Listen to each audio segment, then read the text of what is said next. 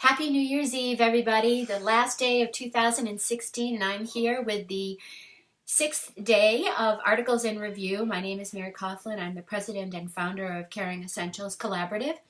Please excuse my attire. I had Zumba class, but didn't want to miss the opportunity to stay on track with my annotations. So, today's article looks at the 20-year follow-up of kangaroo mother care versus traditional care. This paper is scheduled to come out in January of 2017 in Pediatrics. It was an early publication online. The authors are Charpak et al., and I'm sure you're familiar with this author who's done really all of the research looking at the benefits of kangaroo care. She and her team of researchers completed the first randomized controlled trial looking at the benefits of kangaroo mother care. The trial was between 1993 and 1996, and during that study is when we first were introduced to the short and midterm benefits of kangaroo mother care on survival, neurodevelopment, and the quality of the mother-infant relationship. This next study, though, is really remarkable, looking at the benefits of kangaroo mother care. Are they sustained over 20 years' time?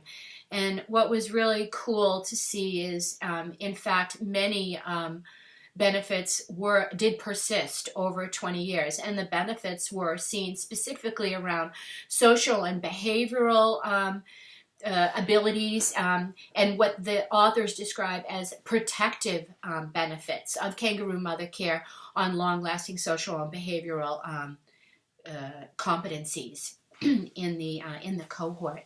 So I'm just going to take you through some of the outcomes. Again, this was a longitudinal study. They followed up the original cohort of low birth weight infants. These were infants who weighed less than 2,000 grams at birth and survived the transition, obviously, into extrauterine life. I'm just going to scroll down. The general categories that they were looking at to see if there was a sustained impact from the kangaroo mother care covered general health of the individual, productivity, academic performance, and labor data. Were these individuals able to hold down a job? Sensory and motor status, cognitive capacities, social and emotional behavior, the family environment, sensorial acuity. Many of the premature people did have visual challenges. They wore glasses. Some of them had some hearing loss or some hearing impairment. They also looked at neurophysiology and neuro imaging, specifically cortical mass, which was really, really interesting, and metabolic profiles. Looking at these benefits, we do know that there's a correlation between early life adversity and some significant chronic conditions around cardiovascular disease, obesity, metabolic syndrome, and that sort of thing. So they looked at those things as well. And I'll give you more of the details in the written annotation, but really the takeaway message for me from this is that these benefits that we see in the short term really do have such an amazing positive impact on the developmental trajectory of these infants well into adulthood. The neuro imaging results was really interesting for some of you brainiacs, haha, no pun, but the study group, the folks that had the kangaroo mother care, actually demonstrated significantly larger cerebral volumes of total gray matter, cerebral cortex, and interesting, the left caudate nucleus, which is part of the basal ganglia, and really has multiple roles in cognition, executive function, motor function, emotional processing, and stuff like that. So really cool stuff that was uncovered. That again, this is the kind of information that when we see this, it feeds back to how we change our practices and change how we support kangaroo mother care at the bedside. And as I say this, I know that, again, there's lots of competing priorities. It can be really distressful and stressful for us as clinicians to try and accommodate kangaroo care while we're, taking care of, other patients and people that are really, really sick and all that sort of thing. But I think now, in the face of such overwhelming and compelling evidence about the benefits, both short-term with reduced hospital stay, reduced infections, and that sort of thing, and now these long-term outcomes of improved productivity and health as adults, we really need to own this and figure out how are we going to standardize our approach around facilitating kangaroo mother care. What was interesting, particularly in this neuroimaging component of the study, is that there was a correlation between the duration of kangaroo care and brain mass. And so, I'm going to throw the question out at you guys. How many of you guys capture the duration of the kangaroo care event? Or is it just a tick box? Yep, they kangarooed, and pat myself on the back that they did it. We really need to look at the dose-dependent effect of this. And obviously, this is one of those things where more is better.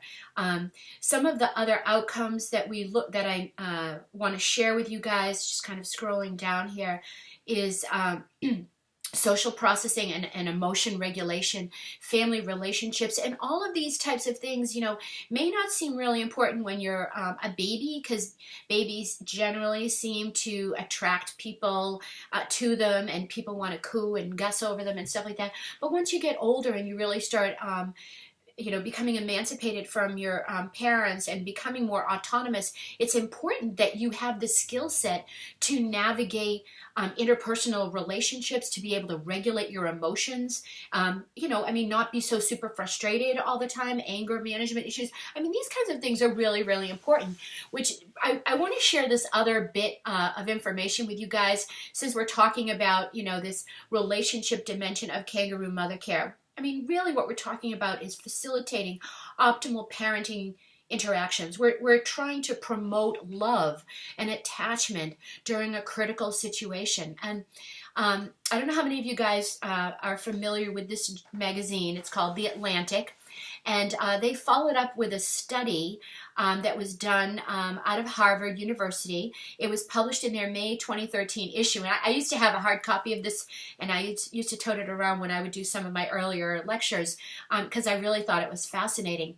This study looked at a group of Harvard graduate men over a 75-year period beginning in 1938. And they were looking at a whole bunch of really crazy stuff to see what were the specific things that happened that really promoted the success of this cohort. They weren't all successful, okay? They found correlations between alcoholism, between IQ and all this other kind of stuff, but they really couldn't draw any kind of direct line saying, like, just because you have a high IQ doesn't mean you're going to make a lot of money or you're going to be super healthy and all this other kind of stuff.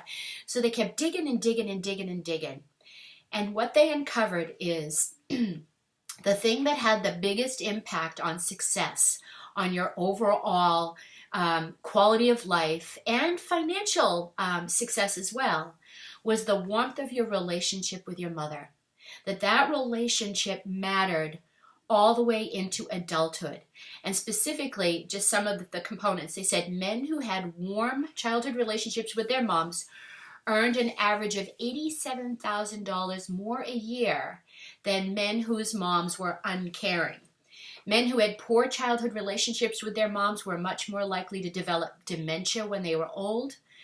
Late in their professional lives, the men's boyhood relationships with their moms, but not with their fathers, were associated with their effectiveness at work. And on the other hand, warm childhood relationships with fathers correlated with lower rates of adult anxiety, greater enjoyment of vacations, and increased life satisfaction at age 75. So you might be sitting there saying, what are you talking about, Mary? We're talking about kangaroo mother care and you're trying to draw in an analogy to this? Think about it, all right? That's really what we're trying to cultivate. We are trying, in a technologically driven, life-threatening, scary environment, we are trying to find a crystal, a tiny little bit of normalcy that we can cultivate and facilitate and really send this family infant dyad off onto its best start ever.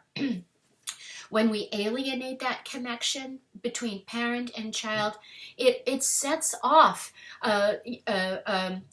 it sets things off on the wrong foot, and we're not wise to it because, you know, we send them home and life is good, pat ourselves on the back because they look cute in their bunny bunting, but really we're the ones that have the opportunity to really facilitate and cultivate a nurturing, loving relationship that impacts biology, it impacts anatomy, and it impacts economic success, interpersonal relational success.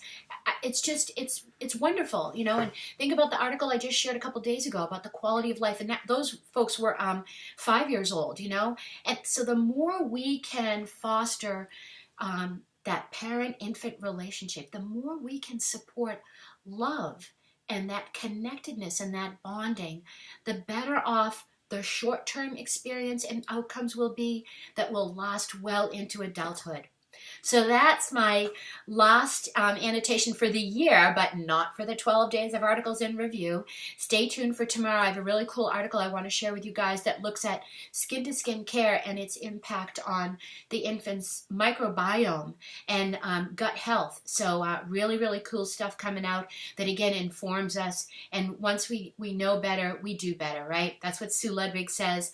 And I got to agree with her. She's one smart cookie. So Happy New Year, all.